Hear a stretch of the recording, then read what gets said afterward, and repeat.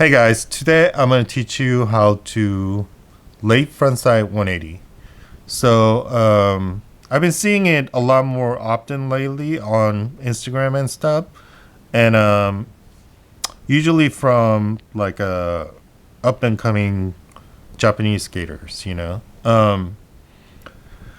Yeah, so this trick is not that complicated, but the thing is like it requires you to have a very, very, very, very good ollie.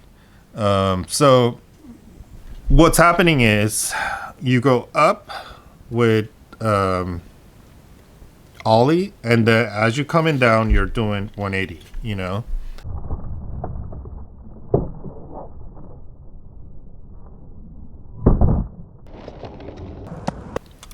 and without your back foot is intact, like attached to your board, you can't like evenly rotate the board, you know, so to speak. So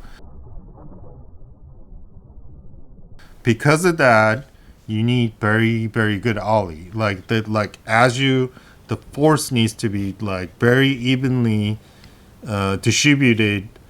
And the other thing is like you don't want to wait until like board kind of plateaus.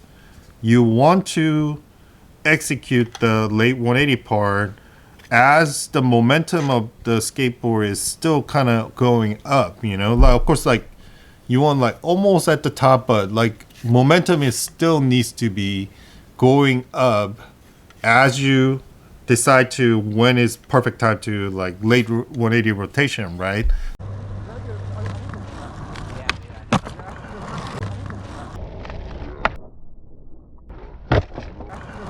That's like that's like little bit before skateboard will plateau under your feet, basically. And then what happened to me, I don't know if it is just me or everybody, but my most friction is actually happening around no sides toes right here.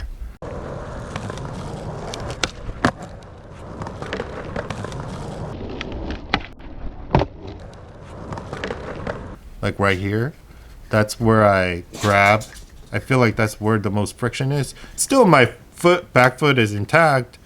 I mean, attached to the board, and then that, of course, like pushes as well. But I feel like for the most part, this is what's swinging it, and then this one is kind of like following in it and going with the rotation, so to speak. You know, so yeah, it's like it's this is kind of like still leading the board to rotate, and then that rotation kind of like with the back foot sort of like assisting the rotation, it just kind of goes that way, you know. And another thing is like you don't want to like ollie like too high. If you ollie too high, what happens is like you're not going to be able to execute the late 180 motion. You know, like it's going to be a lot harder. So the height of the ollie is maximum amount you can completely under control of this ollie, you know. So like say like if you got ollie over like 3.5 boards, like you don't want to do that.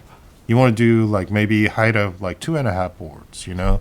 And while you're doing that, like you can easily have your board like attached to your back foot. And another thing is like you do need to kind of like nudge your shoulder a little bit. Like if you don't nudge your shoulder, like you're you're using the like upper body like slight rotation, and then as you try to late 180, this kind of comes back. You know what I mean?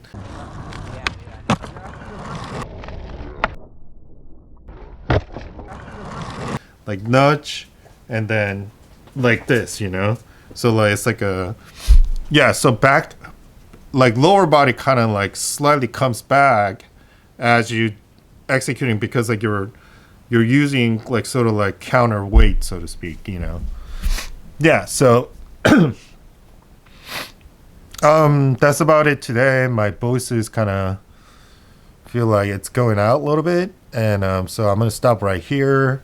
um Yeah, I keep thinking about posting the mini logo review, and but I just don't have enough footage just yet to. But yeah, like, I'm gonna do that pretty soon too, and maybe I'll do the Shifty Ollie. You know, Ollie Shifty. Just remind. Yeah, but anyways, that's it for today, and hopefully you get this trick. It's not too hard if you have a good Ollie. So just if you face some kind of like your foot is skipping out, like like you can't control it, like you always go back to Ollie on this trick, and then like you'll probably get it like pretty quickly. So yeah, all right, I'll see you next week, and yeah, bye.